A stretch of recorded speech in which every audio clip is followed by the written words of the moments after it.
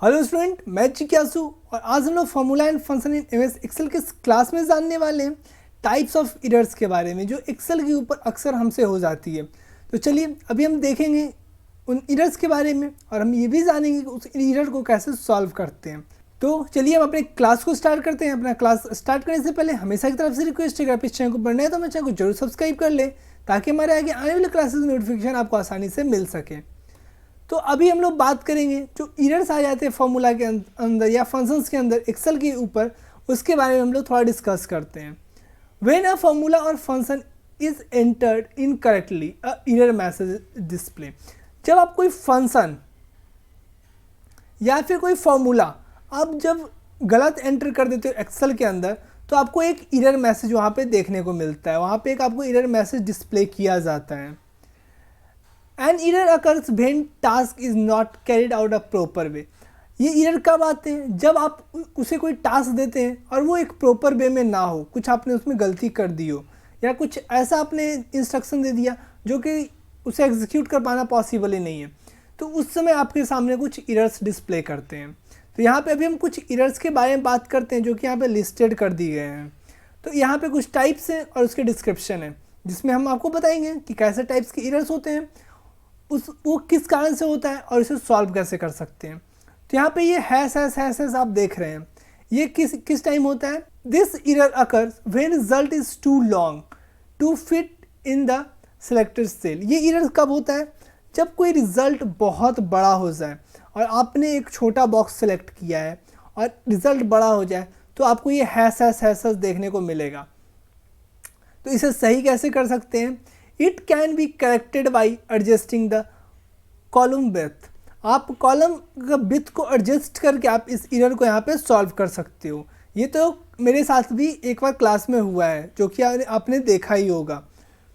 उसके बाद हमारे पास एक इस तरह का एरर आता है hash div slash close bracket और फिर एक्सक्लेमेशन मार्क। ये एरर्स कब आते हैं? The errors occur when a number is divide by zero. ये एरर्स कब आते हैं? जब आप कोई नंबर को डिवाइड करते हैं ज़ीरो से। अगर आप कोई नंबर को डिवाइड ज़ीरो से करने की कोशिश करोगे तो आपको ये एरर देखने को मिलेगा। पर इसे सुधारा कैसे जा सकता है? It can be corrected by making sure that divisor is not zero. ये आपको ध्यान रखनी होगी कि जो डिविजर होगा वो ज़ीरो नहीं होना चाहिए, तब ये एरर्स आपके सामने कभी नहीं आएगा। तो आप इस बात का भी ध्यान रखें। उसके बाद आपके सामने एक एरर और आता है हैश रेफ एक्सक्लेमेशन मार्क। ये एरर्स कब आएंगे? The errors occur when a cell reference mention in the formula is invalid. ये एरर्स आपको तब आएगा जब आपने कोई सेल रेफरेंस मेंशन किया है फॉर्मूला के अंदर और वो सेल है ही नहीं, वो इनवैलिड है, तो आपको ये एरर्स देखने को मिलेगा। It can resolve by entering correct cell reference in formula. इसे रिजॉल्व करना भी उतना ही आसान है, आप बस सेल रेफरेंस को सुधार दो, ये एरर्स आपका सुधर जाएगा, ये एरर्स आपको तुरंत हट जाएगा। उसके बाद आपके सामने एक एरर्स और आता है हैश वैल्यू का। ये एरर कब आएगा? This error occur when any wrong operand और arguments are use within a formula.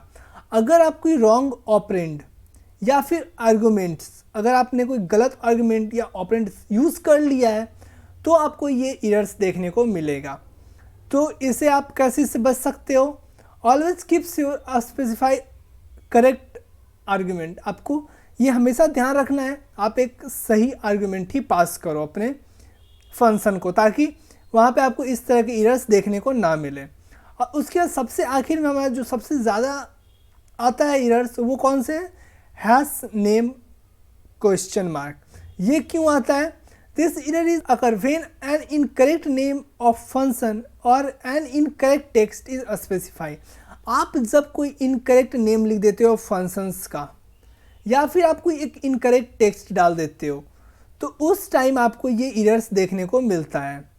This can be corrected by, यहाँ देखिए ये connected हो गया है जबकि यहाँ पे ये corrected होगा, ये टाइपिंग मिस्टेक है। This can be corrected by specifying correct function name and text। आपको ये अगर इस एरर से बचना है तो आप फंक्शन नेम सही डालो और कोई ऐसा टेक्स्ट मत लिख दो जिससे कि फंक्शंस गलत हो जाए या फॉर्मूला गलत हो जाए। आप कोशिश करो ऑटो सम का यूज़ करने का अगर आपको फंक्शन नेम याद नहीं रहता है तो ये सब कुछ पॉइंट्स थे मैंने आपको बताए, जो कि ये एरर्स अक्सर हो जाते हैं एक्सेल यूज़ करने के दौरान, और उससे कैसे आप बच सकते हो मैंने ये भी आपको बतलाया। तो आई होप आपको ये क्लास काफ़ी अच्छा लगा होगा। इस क्लास में इतना ही, अब मैं मिलता हूँ आपसे अगले क्लास, तब तक के लिए have a nice day, thank you.